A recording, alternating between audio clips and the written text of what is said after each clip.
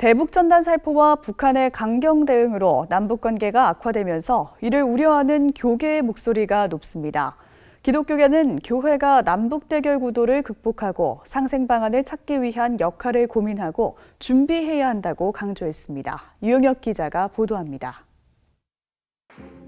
남북한 정상이 평양에서 만나 민족의 화해와 평화 의지를 담은 6.15 남북 공동선언문을 발표한 지 20년이 지난 지금 문재인 정부 들어 두 차례 남북 정상회담과 남북한, 미국의 새 정상 간의 만남 등의 진전이 있었지만 다시 남북 관계가 6.15 이전으로 되돌아갈 수도 있다는 우려가 나오고 있습니다.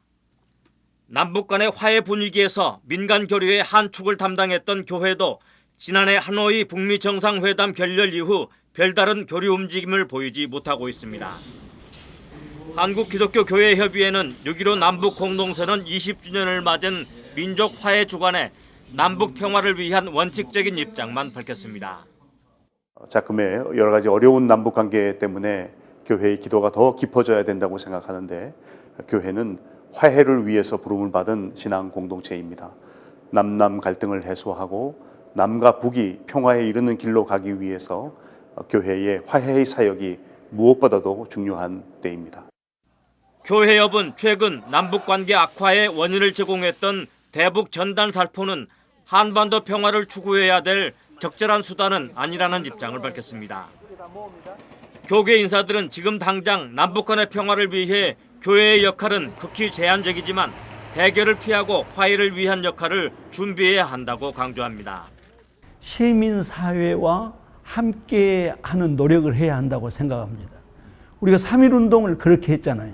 한국 교회가 시민사회와 공동선을 찾아서 함께해야 하는데, 그 공동선이라는 것은 누가 뭐래도 한반도의 평화를 지키는 것, 나아가서 남과 북이 평화 통일로 나아가는 그런 일에 시민사회를 좀 한국교회가 선도해야 한다고 생각을 하지요.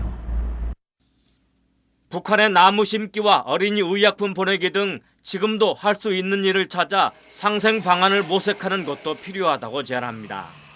상생운동, 남과 북 상생운동이라는 그런 정신을 가지고 어떤 방법으로든지 북한의 어려운 상황을 돕는 일, 그거야말로 우리 교회가 해야 할 정말로 양보할 수 없는 그런 일이지 않겠습니까? 북한에 대한 유엔의 제재 이후 민간의 대북 지원은 유진벨 재단의 결핵 환자 치료 물품 지원 등을 제외하고 극히 제한적으로 이루어져 왔습니다. 교회 관계자들이 북한을 방문해 민간 차원의 교류 문제도 논의해 왔지만 지난해 하노이 북미 정상회담 결렬 이후 교계 관계자들의 북한 방문도 거의 끊긴 상태입니다.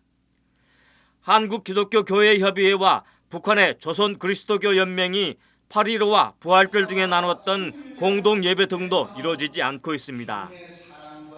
교계 관계자들은 남북의 민간 교류가 당국 간의 분위기에 영향을 받을 수밖에 없지만 남과 남북 갈등을 해소하기 위한 노력을 중단해서는 안 된다고 강조하고 있습니다.